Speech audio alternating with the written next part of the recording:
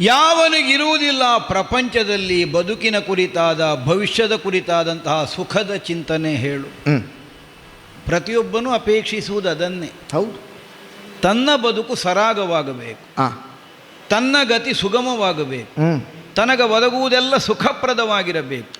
ಹೀಗೆ ಪ್ರತಿಯೊಬ್ಬನೂ ಭಾವಿಸ್ತಾನೆ. ಭಾವಿಸಿದಂತೆ ಎಲ್ಲರಿಗೂ ಅನುಕೂಲಕ್ಕೆ ಒದಗುತ್ತದೋ ಹೇಳಿ. ಒದಗಿದರೆ ಮತ್ತೆ ದುಃಖ ಅನ್ನುವಂತಹ ಒಂದು ಅವಸ್ಥೆಗೆ ಅವಕಾಶ ಇಲ್ಲದೆ ಹೋದೀತು. ಹೌದು. ದುಃಖ ಅನ್ನುವಂತಹ ಒಂದು ಅನುಭವ ಯಾಕೆ ಉಳಿಯುತ್ತದೆ ಪ್ರಪಂಚದಲ್ಲಿ? ಹಂಬಲಿಸಿದ್ದು ಒದಗದೇ ಇದ್ದವರಿಗೆ ದುಃಖ ಉಳಿಯುತ್ತದೆ. ಹೌದಾ? ದಶಕಂಠನ ಬದುಕಿನ ಕುರಿತೊಮ್ಮೆ ಸಿಂಹಾವಲೋಕನವನ್ನು ನಡೆಸು ಮಾಡಿದರೆ. ನಾನು ಸೋತು ಬಡವಾಗಲಿಕ್ಕೆ ಅಂತ ಉಂಟ? ಓ, ನನ್ನಂತಹ ಹುಟ್ಟು ಬಡವ ಇಲ್ಲ ಪ್ರಪಂಚದಲ್ಲಿ, ಅಲ್ಲೋ? ಹಾಗಿದ್ರೆ ಕಳೆದುಕೊಳ್ಳುವುದಕ್ಕೇನಿದೆ? ಏನನ್ನಾದರೂ ಹೊಂದಿ ಬಂದವನಿಗಲ್ಲೋ ಕಳೆದುಕೊಳ್ಳುವ ಭೀತಿ ಇರುವುದು, ಕಳೆದುಕೊಂಡದ್ದರ ನೋವಿರುವುದು. ಹೊಂದಿಯೇ ಬಂದವ ಅಲ್ಲ. ವಿಶ್ವವಸುಬ್ರಹ್ಮರ ಬ್ರಹ್ಮವರ್ಚಸ್ಸು ಪಿತೃಸ್ಥಾನದಲ್ಲಿ ಉಂಟು ಅನ್ನುವುದೊಂದನ್ನು ಹೊರತುಪಡಿಸಿದರೆ ಇರುವುದಕ್ಕೆ ನೆಲೆ, ಸಮಾಜದಲ್ಲಿ ಒಂದು ಬೆಲೆ, ಎರಡೂ ಇಲ್ಲದೆ ಇದ್ದ ಸ್ಥಿತಿಯಲ್ಲಿ ಎಲ್ಲೋ ನಮ್ಮ ಜನನಾದದ್ದು. ಎಲ್ಲೋ ಕಾಡ ಮಧ್ಯದಲ್ಲಿ ಬೀಳುವ ಮಳೆಗೆ, ಬೀಸುವ ಗಾಳಿಗೆ ಮೈಯೊಡ್ಡಿ ಬಯಲನ್ನೇ ಆಲಯವನ್ನಾಗಿ ಹೊಂದಿ ಬದುಕು ಸಾಗಿಸಿದಂತಹ ದಶಕಂಠ ಎಷ್ಟರ ತನಕ ತನ್ನ ಸಾಧನೆಯ ಮೂಲಕವಾಗಿ ಹೊಂದಿದ್ದಾನೆ ಅನ್ನುವುದನ್ನು ನೀನು ಪ್ರತ್ಯಕ್ಷವಾಗಿ ಕಂಡಿದ್ದಿ. ನೀನೀ ಮನೆಗೆ ಹೊಸಲಕ್ಕೆ ತುಳಿದು ಒಳಗೆ ಬಂದ ಮೇಲೆ ಬರುವಾಗ ಆ ಸ್ಥಿತಿ ಇರಲಿಲ್ಲ. ಆಗಲೂ ಇದು ಕನಕಲಂಕೆ ಆಗಿದ್ದಿತ್ತು. ಸುವರ್ಣ ಲಂಕೆಗೆ ಸೊಸೆಯಾಗಿ ಬಂದವಳು. ಆದರೆ ಹಿರಿಯರಿಂದ ನೀನು ಅದನ್ನಾದರೂ ಕೇಳಿ ತಿಳಿದಿರಬೇಕಲ್ಲ. ಒಂದು ಕಾಲದಲ್ಲಿ ನಮಗಿದ್ದಂತಹ ಬಡತನ ಎಷ್ಟು ಅಂತ. ಈ ಪ್ರಪಂಚದಲ್ಲಿ ತನಗಿಲ್ಲದೆ ಇದ್ದ ಸೌಭಾಗ್ಯವನ್ನು ಹಠದಿಂದ ಸಂಪಾದಿಸಿಕೊಂಡವನಿಗೆ ಕೈತಪ್ಪಿ ಹೋಗಕೂಡುದನ್ನುವಂತಹ ಪ್ರಜ್ಞೆಯು ಜಾಗೃತವಾಗಿ ಇರ್ತದೆ. ಇಲ್ಲದ್ರೆ ಅದು ಬಿದ್ದು ಹೋಗುತ್ತದೆ ಅನ್ನೋ ಅಪಾಯ ಉಂಟು. ಅನುಭವಿಸಿದಂತಹ ಗತಿ ನೆನಪಿದ್ದಾಗ ಇಷ್ಟೆಲ್ಲವನ್ನು ಹೊಂದಿದವ ಈಗ ಕಳಕೊಳ್ಳುತ್ತಾ ಬರಿಗೈಯವನಾಗುವುದಕ್ಕೆ ಹೊರಟಿದ್ದಾನೆ ಅನ್ನುವುದು ನಿನ್ನಂತೆಯೇ ಲಂಕೆಯಲ್ಲಿ ಅನೇಕ ಮಂದಿಗಳ ಅಂತರಂಗದ ಭಾವ. ನಾನಿದನ್ನು ಬಲ್ಲೆ, ನೀನು ಸೇರಿದಂತೆ. ಇಷ್ಟು ದಿನ ನೀನು ಹೇಳದೇ ಉಳಿದಿದ್ದಿ. ನೀನು ನನ್ನನ್ನು ಆಕ್ಷೇಪಿಸಿದವಳೇ ಅಲ್ಲ. ಯಾಕೆ? ಒಬ್ಬಳಾಕೆ ಸತಿಯಾಗಿ ನಿನ್ನ ಕರ್ತವ್ಯದ ಮಿತಿ ಎಷ್ಟು ಅನ್ನುವುದನ್ನು ಅರಿತುಕೊಂಡು ನೀನು ವ್ಯವಹರಿಸಿದವಳು. ಒಂದು ನಿರಂಕುಶವಾದ ಮನೋವೃತ್ತಿಯಿಂದ ನಾನು ಸಾಗುತ್ತಿರುವಂತಹ ಪಥದಲ್ಲಿ ನನಗೆ ಯಾವ ಅಡೆಯನ್ನೋ ತಡೆಯನ್ನೋ ನೀನು ತಂದೊಡ್ಡುವುದಕ್ಕೆ ಈ ತನಕ ಮುಂದಾದವಳಲ್ಲ. ಯಾಕೆ? ಪತಿಯ ಅಂತರಂಗವನ್ನು ನೀನು ಅರ್ಥ ಮಾಡಿಕೊಂಡಿದ್ದಿ. ಅವರಿಗಷ್ಟು ಬೇಕಾಗುತ್ತದೆ, ಮಾಡಲಿ ಅಲ್ವ? ಈ ಭಾವದಿಂದ ಸುಮ್ಮಗೆ ಉಳಿದಿದ್ದಿ. ಆದರೆ ಅದರ ಅರ್ಥ ನಿನ್ನಲ್ಲಿ, ನಿನ್ನ ಅಂತರಂಗದಲ್ಲಿ ನನ್ನ ಚರ್ಯೆಯ ಕುರಿತಾಗಿ ಯಾವ ಆಕ್ಷೇಪಗಳೇ ಹುಟ್ಟಿಕೊಳ್ಳಿಲ್ಲ ಅಂತಲ್ಲ. ಅದನ್ನು ಗೌಣವಾಗಿ ಭಾವಿಸಿದ್ಯಾಕೆ? ಅದಕ್ಕಿಂತ ಅತಿಶಯವಾದಂತಹ ಇತರೆ ಗುಣಗಳನ್ನು ನೀನು ನನ್ನಲ್ಲಿ ಗುರುತಿಸಿದ್ದಿ. ಆದ್ದರಿಂದ ಆ ಒಂದು ದೌರ್ಬಲ್ಯವನ್ನು ನೀನು ಪ್ರಬಲ ಕಾರಣ ಅಂತ ಭಾವಿಸಬೇಕಾದ ಸ್ಥಿತಿ ಬರಲಿಲ್ಲ. ಆದರೆ ಅದೇ ಕಾರಣವಾಗಿ ಸಕಲವನ್ನೂ ಕಳಕೊಂಡು ಕಣ್ಣೀರು ಹಾಕುತ್ತಿದ್ದಾನೆ ಪತಿ. ಈ ನಿರ್ಣಯ ನಿನ್ನ ಅಂತರಂಗದಲ್ಲಿ ಮೂಡಿದ ಕಾಲಕ್ಕೆ ನನ್ನ ಮುಂಭಾಗದಲ್ಲಿ ಬಂದು ನೀನು ಕಣ್ಣೀರಿಳಿಸುವುದಕ್ಕೆ ತೊಡಗಿದೆ. ಬೇಕೋ ಮಂಡೋದರಿ ಸ್ವಾಮಿ? ಒಂದು ಕ್ಷಣಕ್ಕೆ ನಿನ್ನ ಕಣ್ಣುಗಳಲ್ಲಿ ಹುಟ್ಟಿದ ನೀರಲ್ಲಲ್ಲ ಅದು. ಪತನದತ್ತ ಸಾಗುತ್ತಿದ್ದೇವೆ ಅನ್ನುವ ಹಾಗೆ ನೀನೇನನ್ನು ಭಾವಿಸಿದ್ದೀಯೋ ಆ ಕ್ಷಣ ಮೊದಲುಗೊಂಡು ನಿನ್ನ ಅಂತರಂಗದಲ್ಲಿ ಉಂಟಾದಂತಹ ಕಾವು ಏನಿದೆ, ಆ ಕಾವಿನ ಉರಿಯೇ ಕಾರಣವಾಗಿ ಇಂದಿನ ದಿನ ನಿನ್ನ ಕಣ್ಣಲ್ಲಿ ನೀರು ಒಸರುತ್ತಿರುವುದಲ್ವ? ಹಾಗಿದ್ರೆ ಇಷ್ಟು ದಿನ ಅದನ್ನು ಅಡಗಿಸಿಟ್ಟುಕೊಂಡದ್ದು ಯಾವುದಕ್ಕಾಗಿ? ಒದಗಿದ ಸೋಲು, ಸಂಭವಿಸಿದ ನಷ್ಟ, ಆಗಿ ಹೋದ ಅನಾಹುತ, ಬರಬಹುದಾದ ಅನರ್ಥ, ಇದರ ಬಗ್ಗೆ ನಿನಗೆ ಪ್ರಜ್ಞೆ ಇಲ್ಲ ಅಂತ ಅದರ ಧ್ವನಿಯಲ್ಲ. ಅಷ್ಟಿದ್ರೂ ನೀನು ಸುಮ್ಮಗುಳಿದದ್ದು ಯಾಕೆ? ಬಹುಶಃ ನನಗೆ ಕಾಣದಾಗಿ ಎಲ್ಲಿ ಹೋಗಿ ಕಣ್ಣೀರು ಸೆರಗಿನಿಂದ ಒರೆಸಿಕೊಂಡಿದ್ದಂತ ಯಾರಿಗೆ ಗೊತ್ತು? ನನ್ನ ಮುಂಭಾಗದಲ್ಲಿ ಕಣ್ಣೀರು ಹಾಕಲಿಲ್ಲ ಒಂದೇ ಒಂದು ಕಾರಣಕ್ಕಾಗಿ. ಯಾಕೆ? ಪತಿಯ ಮುಂಭಾಗದಲ್ಲಿ ತಾನು ಕಣ್ಣೀರಿಳಿಸಿದರೆ ಪತಿಯೂ ಅಧೀರನಾಗಿ ಹೋಗ್ತಾನೆ ಅನ್ನುವಂತಹ ಒಂದು ಆತಂಕ ನಿನ್ನ ಅಂತರಂಗದಲ್ಲಿತ್ತು.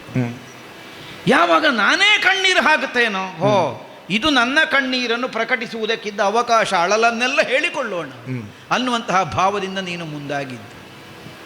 ಒಂದು ದೃಷ್ಟಿಯಿಂದ ನನ್ನ ಕಣ್ಣೀರಿಗೊಂದು ಸಾರ್ಥಕ್ಯ ಬಂತು. ಒಮ್ಮೆ ನಿನ್ನ ಅಂತರಂಗದಲ್ಲಿದ್ದದ್ದೆಲ್ಲ ಹೊರಗೆ ಬರಲಿ ಈ ಭಾವ ನನಗೂ ಇತ್ತು. ಯಾಕೆ? ಎಷ್ಟು ಆ ದುಃಖ ದುಮ್ಮಾನಗಳನ್ನು ಹೊತ್ತು ಬದುಕುತ್ತಿ ಹೇಳು. ಸುವರ್ಣಲಂಕಾಧೀಶನಾದಂತಹ ರಾವಣೇಶ್ವರನ ಪಟ್ಟದರಸಿಯಾಗಿ ಲಂಕೆಯನ್ನು ನೀನು ಪ್ರವೇಶಿಸಿದ ಮೇಲೆ ಬದುಕಿನಲ್ಲಿ ಸುಖ ಉಂಡಿದ್ದಿ, ಸಮೃದ್ಧಿಯನ್ನು ಅನುಭವಿಸಿದ್ದಿ, ಸಂಪತ್ತು ಯಥೇಚ್ಛವಾಗಿ ಸಿಕ್ಕಿದೆ, ಲೋಕ ಇದನ್ನು ಕಂಡಿದೆ. ಆದರೆ ಇಷ್ಟೆಲ್ಲವನ್ನು ಅನುಭವಿಸುತ್ತಿರುವಂತಹ ಮಂಡೋದರಿ ಅಂತರಂಗದಲ್ಲಿ ಇಷ್ಟು ತೀವ್ರವಾದಂತಹ ಒಂದು ದುಃಖವೂ ಇದೆ ಅನ್ನುವುದನ್ನು ಪ್ರಪಂಚ ಕಾಣಲಿಲ್ಲ. ನಗುತ್ತಾ ಇದ್ದಿಂತಲೇ ಭಾವಿಸಿದೆ ಪ್ರಪಂಚ. ಪ್ರಪಂಚ ಕಾಣದೇ ಇದ್ದ ನಿನ್ನ ಅಂತರಂಗವನ್ನು ಕಾಣಬಲ್ಲ ಸಾಮರ್ಥ್ಯ ನನಗಿದ್ದದ್ದರಿಂದಲೇ ನಿನ್ನ ಅಂತರಂಗದಲ್ಲೇ ಕುಳಿತು ಕಣ್ಣೀರಿಳಿಸ್ತಾ ಕಾಲ ಕಳೆದದ್ದು. ನಿನ್ನ ಕಣ್ಣೀರು ಒಮ್ಮೆ ಹೊರಗೆ ಬರಲಿ ಅನ್ನುವ ಕಾರಣಕ್ಕಾಗಿ. ಕಳಕೊಂಡಿದ್ದೇನೆ. ಚತುರಂಗ ಸೇನೆಯೇ ಹೋಗಿದೆ. ಲಂಕಾನಗರ ರಾಕ್ಷಸ ಸಾಮ್ರಾಜ್ಯವಾಗಿ ಸದಾಕಾಲ ವಿಜೃಂಭಣೆಯಿಂದ ಕೂಡಿದ್ದಂತಹ ದಿನಗಳನ್ನಷ್ಟೇ ಕಂಡ ನಿನಗೆ ಇಲ್ಲಿ ಕಳಕೊಂಡಂತಹ ಚತುರಂಗ ಸೇನೆಗಾಗಿ ನಾನು ಕಣ್ಣೀರು ಹರಿಸ್ತಾ ಇದ್ದೇನೆ ಅನ್ನುವಂತಹ ಭಾವ ಉತ್ಪತ್ತಿ ಆಗ್ತದೆ. ಅದಲ್ಲ ಮಂಡೋದರಿ. ಕಳಕೊಳ್ಳುವುದೇನು? ಬದುಕಿನಲ್ಲಿ ಸಂಪಾದಿಸಿದ್ದು ಅಂದರೆ ಕಳಕೊಂಡೇ ಸಂಪಾದಿಸಿದ್ದು. ದಶಕಂಠನ ಪ್ರಪಂಚ ಪರ್ಯಟನ ಜೀವನದ ಘಾತೆಯೇ ಅದಕ್ಕೆ ದೃಷ್ಟಾಂತ. ಸದಾಕಾಲ ಸಾಹಸಿ ವೃತ್ತಿಯಿಂದ ನಮ್ಮತನವನ್ನು ಈ ಪ್ರಪಂಚದಲ್ಲಿ ಸ್ಥಾಪಿಸುವ ಉದ್ದೇಶಕ್ಕಾಗಿ ಯಾವನಿಗೆ ಎಷ್ಟು ನೋವಾಗುತ್ತದೆ ಅಂತ ನೋಡಲಿಲ್ಲ. ರಾವಣನಾದ ನಾನು ಲೋಕರಾವಣನಾಗಿ ಪರಿವರ್ತಿತನಾದೆ. ಪ್ರಪಂಚದ ಪ್ರತಿಯೊಬ್ಬನೂ ನನ್ನ ಕಾರಣದಿಂದ ಅಳುವಂತಹ ಸ್ಥಿತಿಯನ್ನು ಸಿದ್ಧವಾಗಿಸಿದೆ. ಈ ಸಮಾಜದ ಕುರಿತಾಗಿ ನನಗಿದ್ದ ಆಕ್ರೋಶ ಯಾಕೆ? ತಲೆ ಎತ್ತಿ ನಡೆಯುವುದಕ್ಕೆ ಅವಕಾಶ ಇಲ್ಲದೆ ಇದ್ದಂತಹ ಸ್ಥಿತಿ ನಮ್ಮ ಜನಾಂಗಕ್ಕೆ ಒದಗಿಸಿಕೊಟ್ಟಂತಹ ಸಮಾಜ. ಒಂದು ದಿನವಾದರೂ ಒಂದು ಕ್ಷಣವಾದರೂ ನಮ್ಮ ಕಾರಣವಾಗಿ ಬದುಕಿಗಾಗಿ ಕಣ್ಣೀರಿಳಿಸುವ ಸ್ಥಿತಿಯಾಗಬೇಕು. ಒಬ್ಬ ಶರೀರದಲ್ಲಿ ಸಾಮರ್ಥ್ಯ ಇದ್ದವನಿಗೆ ಸಂತಾಪ ಹುಟ್ಟಿಸಿದರೆ ಸಮಾಜದ ಮೇಲೆ ಬರಬಹುದಾದ ಪರಿಣಾಮ ಏನು ಅನ್ನುವುದಕ್ಕೆ ರಾವಣನ ಬದುಕು ದೃಷ್ಟಾಂತ ಜಗತ್ತಿಗೆ. ಒಬ್ಬ ದುರ್ಬಲನಿಗೆ ಸಂತಾಪ ಹುಟ್ಟಿಸಿದರೆ ಏನಾಗುವುದಿಲ್ಲ, ಹೆಚ್ಚುಳಿದರೆ ಅವ ಆತ್ಮಹತ್ಯೆ ಮಾಡಿಕೊಂಡನು, ಅಲ್ಲಿಗೆ ಮುಗಿಯಿತು. ಆದರೆ ಒಬ್ಬ ಬಲವಂತನಾದವನ ನೋವಿಗೆ ಕಾರಣವಾದರೆ ಬರಬಹುದಾದ ಪರಿಣಾಮ ಏನು, ಇದು ಪ್ರಪಂಚ ಕಾಣುವ ಹಾಗಾಯಿತು. ಇದನ್ನು ಪ್ರಪಂಚಕ್ಕೆ ಕಾಣಿಸಿದವನಿಗೆ ನನ್ನದನ್ನು ನಾನು ಕಳ್ಕೊಳ್ತೇನೆ ಅನ್ನುವ ವಿವೇಚನೆ ಇಲ್ವ? ಇರಲಿ. ವಿತ್ತಂ ಯಾವತ್ ಪ್ರಯೋಜನ. ವಿತ್ತ ಅನ್ನುವುದು ನಮ್ಮ ಪ್ರಯೋಜನಕ್ಕಾಗಿ ವಿನಿಯೋಗವಾಗುವುದಕ್ಕಿದ್ದದ್ದು. ಈ ಚತುರಂಗ ಸೇನೆ, ರಾಕ್ಷಸ ಸಾಮ್ರಾಜ್ಯ, ನಮ್ಮ ಅರ್ಥವ್ಯವಸ್ಥೆ ಅದು ವಿನಿಯೋಗ ಆಗಲಿಕ್ಕೆ ಇದ್ದದ್ದು. ಆಗಲಿ. ಹೆಚ್ಚಿನದ್ದಾದಂತಹ ಒಂದು ಲಾಭವನ್ನು ನಿರೀಕ್ಷಿಸಿದ ಯಾವನೇ ಒಬ್ಬ ಲೋಕ ವ್ಯವಹಾರಿ ಏನು ಮಾಡಬೇಕು? ಸರಿಯಾಗಿ ಮೊದಲು ಮೂಲಧನ ಹಾಕಬೇಕು. ಮೂಲಧನ ಹಾಕಿದ್ರಲ್ಲೋ ವ್ಯಾಪಾರ ಆಗೋದು. ವ್ಯಾಪಾರದಲ್ಲಿ ಲಾಭ ಆಮೇಲೆ ಬರಬೇಕು. ನಿರೀಕ್ಷೆ ಹಾಗೆಂದು ಪ್ರತಿಯೊಬ್ಬನ ನಿರೀಕ್ಷೆಯು ಸತ್ಯ ಆಗ್ತದೆ ಅಂತಲೂ ಅರ್ಥ ಅಲ್ಲ. ಇಡುಗಂಟೆ ಮುಳುಗಿ ಹೋಗುವ ಸ್ಥಿತಿಯೂ ಇಲ್ವ ಪ್ರಪಂಚದಲ್ಲಿ? ಲಾಭ ಬಿಡು, ಅದುವೇ ಇಲ್ಲ, ಮೂಲಧನವೇ ಬಿದ್ದು ಹೋಗುತ್ತದೆ. ಆ ಕಾಲಕ್ಕೆ ಬರುವುದಕ್ಕೆ ಹತಾಶೆ ಅಂತ ಹೆಸರು. ನಮ್ಮ ಎಣಿಕೆ ತಪ್ಪಲಿಲ್ಲ, ಆದರೆ ಮೂಲಧನವೇ ಮುಳುಗಿ ಹೋಯಿತು. ಯಾವುದು ಮೂಲಧನ? ಸೀತಾ ಮೂಲಕವಾಗಿ ಒದಗಿ ಬಂದಂತಹ ಯುದ್ಧದಲ್ಲಿ ಕಳೆದು ಹೋದಂತಹ ಸೇನೆ, ನಮ್ಮ ಆಳುಗಳು, ನಮ್ಮ ಅನುಚರರು, ಅವರ ಕುರಿತಾಗಿ ಎಲ್ಲ ದುಃಖ. ಯಾಕೆ? ಅದನ್ನು ನಾಳೆಯೂ ನಾವು ಸಂಪಾದಿಸಬಲ್ಲೆ. ಅಷ್ಟು ವಿಶ್ವಾಸ ಇದ್ದವ ಕಳೆದು ಹೋದದ್ದಕ್ಕಾಗಿ ಕಣ್ಣೀರು ಹಾಕಬೇಕಾದ ಅವಶ್ಯಕತೆ ಬರುವುದಿಲ್ಲ. ಆದರೆ ಯಾವ ಪ್ರಯತ್ನದಿಂದಲೂ ಏನನ್ನು ನಾವು ಇನ್ನು ಮುಂದೆ ಕಳಕೊಂಡದ್ದನ್ನು ಪಡೆಯಲಾರೆವೋ ಆ ಸನ್ನಿವೇಶದಲ್ಲಿ ಸಹಜವಾಗಿಯೇ ದುಃಖ ಒದಗಿ ಬರ್ತದೆ. ಅನೇಕ ಮಕ್ಕಳನ್ನು ಕಳ್ಕೊಂಡಿದ್ದೇನೆ, ಮಕ್ಕಳನ್ನು ಕಳ್ಕೊಂಡಿದ್ದೇನೆ, ಹೌದು, ಮೊಮ್ಮಕ್ಕಳ ಮಕ್ಕಳನ್ನು ಕಳ್ಕೊಂಡಿದ್ದೇನೆ, ಅವರಿಲ್ಲ ಯಾರು, ಹಿರಿಯರನ್ನು ಕಳ್ಕೊಂಡಿದ್ದೇನೆ. ಅಜ್ಜ ಮಾಲ್ಯವಂತನಿಂದ ಪ್ರಾರಂಭಿಸಿ ನನ್ನ ಮೊಮ್ಮಕ್ಕಳ ತನಕ ಅನೇಕರನ್ನು ಈ ಸಮರದಲ್ಲಿ ಕಳಕೊಂಡಾಗಿ ಹೋಗಿದೆ. ಹೌದು ಸ್ವಾಮಿ, ಎಲ್ಲ ನನ್ನ ಸಂಸಾರವೇ ಅಲ್ವ? ಈಗ ನಮ್ಮನೊಂದನೆ ಸಂಬಂಧ ಹೊಂದಿದ್ದು ಸುಳ್ಳು ಹೇಳುವುದಕ್ಕಿಲ್ವಲ್ಲ. ಆದರೆ ಅವರ ಯಾರ ಕಳಕೊಳ್ಳುವಿಕೆಯು ನನ್ನ ದುಃಖ ಕಾರಣವಾಗಿ ಒದಗಲಿಲ್ಲ. ಅತ್ಯಂತ ನೋವನ್ನು ಒದಗಿಸಿಕೊಟ್ಟಂತಹ ಪರಿಣಾಮ ಯಾವುದು ಬಲ್ಲೆಯ? ನಮ್ಮೀರ್ವರ ಪ್ರೇಮ ದಾಂಪತ್ಯದ ಪ್ರತೀಕವಾದಂತಹ ಮಗನಾದ ಮೇಘನಾದ. ದೊಡ್ಡ ದೊಡ್ಡ ನಿರೀಕ್ಷೆ ಇಟ್ಟುಕೊಂಡಿದ್ದೆ ಇಂದ್ರಜಿತುವಿನ ಕುರಿತಾಗಿ. ಯಾಕೆ? ಈ ಪ್ರಪಂಚದಲ್ಲಿ ದುರ್ಬಲನ ಮುಂಭಾಗದಲ್ಲಿ ಸಾಮಾನ್ಯ ಬಲವುಳ್ಳವನು ಪ್ರಬಲನಾಗಿ ಸ್ಥಾಪಿತನಾಗುತ್ತಾನೆ. ಆದರೆ ಪ್ರಬಲವಾದ ಒಂದು ದೈತ್ಯ ಶಕ್ತಿಯ ಮುಂಭಾಗದಲ್ಲಿ ಅದನ್ನು ಮೀರಿದ ಒಂದು ಶಕ್ತಿಯಾಗಿ ಕಾಣಿಸಬೇಕಾದರೆ ವಿಶೇಷವಾದ ವರ್ಚಸ್ಸು ಬೇಕು. ಏನು ದಶಕಂಠ ವರ್ತಮಾನ ಕಾಲಕ್ಕೆ ಅಂತಹ ದಶಕಂಠನನ್ನೂ ಮೀರಬಲ್ಲ ಒಂದು ಸತ್ವಾತಿಶಯತೆಯ ಪ್ರತೀಕವಾಗಿ ಪ್ರಪಂಚದಲ್ಲಿ ಪ್ರಕಟನಾದವನಿಗೆ ಇಂದ್ರಜಿತು ಅಂತ ಹೆಸರು. ಮಂಡೋದರಿ, ಸುಖಪಲ್ಲಂಗದ ನಮ್ಮ ಅಂತಃಪುರ ನಮ್ಮ ಉತ್ತರೋತ್ತರವನ್ನು ಸಾಕ್ಷಾತ್ಕರಿಸಿಕೊಡಬಲ್ಲಂತಹ ಒಂದು ನಿವಾಸವಾಗಿ ಒದಗಿ ಹೋದದ್ದು ಇಂದ್ರಜಿತುವಿನ ಜನನದ ಕಾಲದಲ್ಲಿ. ಬಂಗಾರದ ತೊಲೆಗೆ ಬಂಧಿಸಿದ ರತ್ನಖಚಿತವಾದಂತಹ ಉಯ್ಯಾಲೆಯಲ್ಲಿ ಸತಿಪತಿಯರು ಜೊತೆಯಾಗಿ ಆ ಮಗನಾದಂತಹ ಮೇಘನಾದನನ್ನು ತೂಗಿ ಜೋಗುಳ ಹಾಡಿ ನಿದ್ದೆ ಬರುವ ಹಾಗೆ ಮಾಡಿದೆವಲ್ಲ ನಾವು. ಯಾವನ ಅಲ್ಪಕಾಲದ ನಿದ್ರೆಯನ್ನು ಹೊಂದಿ ಪುನಶ್ಚೇತನವನ್ನು ಹೊಂದಿ ನಮಗೆ ಅನುಕೂಲನಾಗಿ ಒದಗಿ ಬರ್ತಾನೆ ಅನ್ನುವ ನಿರೀಕ್ಷೆಯನ್ನಿರಿಸಿದೆವು. ಸಾಮಗಾನವನ್ನೇ ಜೋಗುಳವನ್ನಾಗಿ ಹಾಡಿ ತೂಗಿದಂತಹ ನಮ್ಮ ಮಗನಾದಂತಹ ಇಂದ್ರಜಿತು ಎಂದೆಂದಿಗೂ ಏಳಲಾರದೇ ಇದ್ದ ಚಿರವಾದ ನಿದ್ದೆಗೆ ಜಾರಿ ಹೋದನಲ್ಲ ಮಂಡೋದರಿ. ಲೋಕದ ಸಾಮಾನ್ಯ ಮಕ್ಕಳ ಹಾಗೆ ಚಿಣಿಕೋಲು ಹಿಡ್ಕೊಂಡು ಆಟ ಆಡಿದ್ದಲ್ಲ ನೆನಪು ಮಾಡು. ಆಟ ಆಡುವ ಹರೆಯದಲ್ಲೇ ಧನುರ್ಬಾಣಗಳನ್ನು ಕೈಯಲ್ಲಿ ಧರಿಸಿದವ. ಅಪ್ಪಯ್ಯ, ನೀವು ಮಾಡಬೇಕಾದ ಕೆಲಸ ಏನಿದೆ? ಅದರ ಉತ್ತರೋತ್ತರವನ್ನು ಸಾಧಿಸುವುದಕ್ಕೆ ತಾನು ಹುಟ್ಟಿದವ ಅನ್ನುವುದನ್ನು ತನ್ನ ಬಾಲಲೀಲೆಯಿಂದಲೇ ಪ್ರಕಟಿಸಿದವ. ಒಂದು ಮಾತು ಸಾಕಲ್ಲ. ಸೀತಾಪಹರಣದ ಕುರಿತಾಗಿ ತುಂಬಿದ ಸಭೆಯಲ್ಲಿ ತಮ್ಮನಾದಂತಹ ವಿಭೀಷಣ ಆಕ್ಷೇಪದ ನುಡಿಗಳನ್ನಾಡಿದಂತಹ ಕಾಲಕ್ಕೆ ಏನು ಮಗನೇ ನಿನ್ನದ್ದಾದ ಅಭಿಪ್ರಾಯ ಕೇಳಿದರೆ ಎದೆ ಸೆಟೆಸಿ ಹೇಳಿದ ಪ್ರತಿ ದಶಕಂಠ. ಹೇಗೆ ಪರಸತಿಯನ್ನು ವಂಚಿಸಿ ತಂದುದು ಅನ್ಯಾಯ ರಾಜಸಕ್ಕೆ. ವಂಚಿಸಬೇಕಾದದ್ದಿರಲಿಲ್ಲ. ಯಾಕೆಂದರೆ ಲೋಕದಲ್ಲಿ ಮಾಯೆಯನ್ನು ಅನುಸರಿಸಿದ್ದೇವೆ, ಮೋಸ ಮಾಡಿದ್ದೇವೆ, ಕಪಟ ತೋರಿದ್ದೇವೆ, ವೇಷಾಂತರದಿಂದ ಹೋಗಿದ್ದೇವೆ, ಏನೇನೋ ಸಾಧಿಸಿದ್ದೇವೆ. ಆದರೆ ವಿಕ್ರಮದ ವಿಷಯದಲ್ಲಿ ಅವರನ್ನು ವಂಚಿಸಿ ತರಬೇಕಾದ ಅವಶ್ಯಕತೆ ಇರಲಿಲ್ಲ. ಅದು ನಮ್ಮ ಗೌರವಕ್ಕೆ ಸ್ವಲ್ಪ ಕಡಿಮೆ ಆಯಿತು. ಹೊಡೆದೇ ತರಬೇಕಿತ್ತು ಅನ್ನುವುದೇ ಧ್ವನಿ. ಆದರೆ ಯಾಕೆ ಆ ಧ್ವನಿಯನ್ನು ಭಾವಿಸ್ತೇನೆ? ಅವನ ಉತ್ತರಾರ್ಧದ ವಾಕ್ಯವೇ ಅದನ್ನು ಹೇಳುತ್ತದೆ. ಮುಂದಿನ್ನು ಬೆದರುತ್ತಾ ಕೊಟ್ಟೆವಾದರೆ ತಂದಂತಹ ಸೀತೆ ತಂದದ್ದು ಸರಿಯಾದ ದಾರಿಯಲ್ಲಿ ಅಲ್ಲದೆ ಹೋಗಲಿ. ಈಗ ನಾವು ಹೆದರಿ ಹಿಂದಿರುಗಿಸಿಕೊಟ್ಟರೆ ಯಾವ ಲೋಕ ನಮ್ಮ ನೀತನಕ ಮಾನಿಸಿತು ಅದೇ ಲೋಕ ನಮ್ಮನ್ನು ನಿಂದಿಸುವ ಹಾಗಾಗುತ್ತದೆ. ಆಲೋಚಿಸು ಮಂಡೋದರಿ.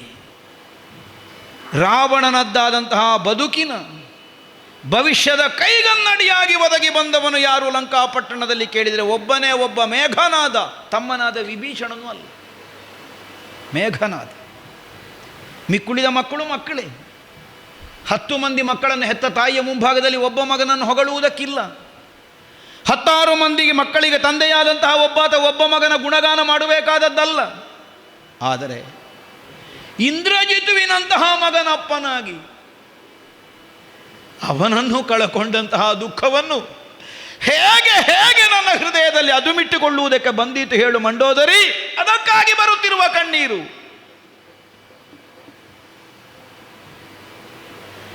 ಪಶ್ಚಾತ್ತಾಪದಿಂದ ಅಂತ ಭಾವಿಸಬೇಡ, ಅಧೀರನಾಗಿದ್ದೇನೆ ಅಂತಲೂ ಭಾವಿಸಬೇಡ.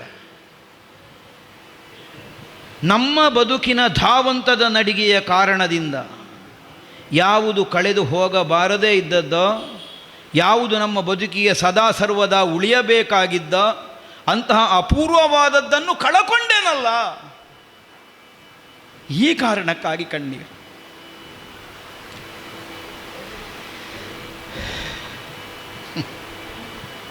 ಮಗ ಕಳೆದು ಹೋದದ್ದಕ್ಕಾಗಿ ಕಣ್ಣೀರು ಬರ್ತದೆ, ಹೌದು. ಸಾಮಗಾನದ ಮೂಲಕವಾಗಿ ರತ್ನದ ತೊಟ್ಟಿಲಿನಲ್ಲಿಟ್ಟು ತೂಗಿದ್ದು ನೆನಪಿಗೆ ಬರ್ತದೆ, ಹೌದು. ಸ್ವಾಮಿ, ಇಷ್ಟೂ ಮಾತು, ಈ ದುಃಖಗಳನ್ನೆಲ್ಲ ನೀವು ಅನುಭವಿಸುವ ಕಾಲಕ್ಕೂ ಅದನ್ನು ತಂದೊದಗಿಸಿದವರಲ್ಲಿ ಜೀವಂತವೇ ಇದ್ದಾರಲ್ವೋ, ಅವರ ಬಗ್ಗೆ ಯೋಚನೆ ಬರುವುದಿಲ್ವೋ ನಿಮಗೆ? ಬಿಡುತ್ತೇನೆಂತ ಭಾವಿಸಿದೆಯಾ?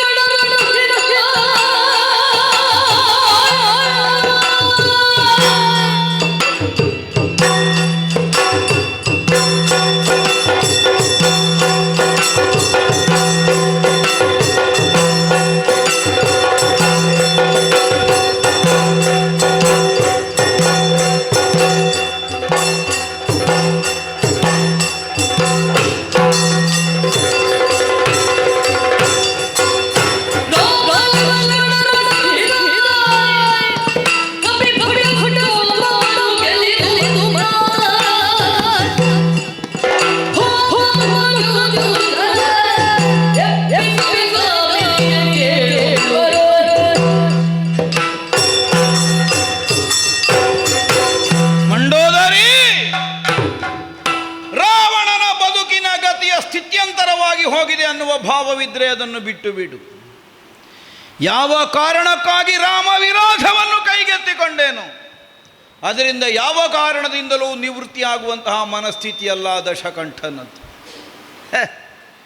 ರಾಮ ಲಕ್ಷ್ಮಣರು ಕಪಿಸ್ತೋಮ ಇಂತಹ ಒಂದು ವಿಪರೀತವಾದ ಪರಿಣಾಮವನ್ನು ಲಂಕಾರಾಷ್ಟ್ರದಲ್ಲಿ ಸಿದ್ಧವಾಗಿಸಿದ ಅವರ ಕುರಿತಾಗಿ ಪ್ರತೀಕಾರದ ಭಾವದಿಂದ ಹಿಂದುಳಿಯುವುದಕ್ಕುಂಟೋ ಯಾವತ್ತಿಗಾದರೂ ರಾವಣ ಮಗನಾದಂತಹ ಮೇಘನಾದನ ಮರಣಕ್ಕೆ ಪ್ರತಿಯಾಗಿ ಆ ರಾಮಲಕ್ಷ್ಮಣರ ಪ್ರಾಣವನ್ನೇ ಹೀರಿ ಕಪಿಗಳನ್ನು ದೆಸೆಗೆಡಿಸಿ ಅಳಿದು ಹೋದಂತಹ ಮಂದಿಗಳಿಂದ ಶೂನ್ಯವಾದಂತಹ ಲಂಕೆಯ ಗತವೈಭವ ಮರುಕಳಿಸುವುದಕ್ಕಾಗಿ ಹೋಮ ಮುಖದಿಂದಲಾದರೂ ಎಬ್ಬಿಸಿಯೇನು ಅಲ್ಲ, ರಣಕ್ಷೇತ್ರದಲ್ಲಿ ಆಗುತ್ತಿರುವಂತಹ ರಣವೆನ್ನುವಂತಹ ಯಜ್ಞದಲ್ಲಿ ಯಜ್ಞದ ಧ್ವರ್ಯವಾಗಿ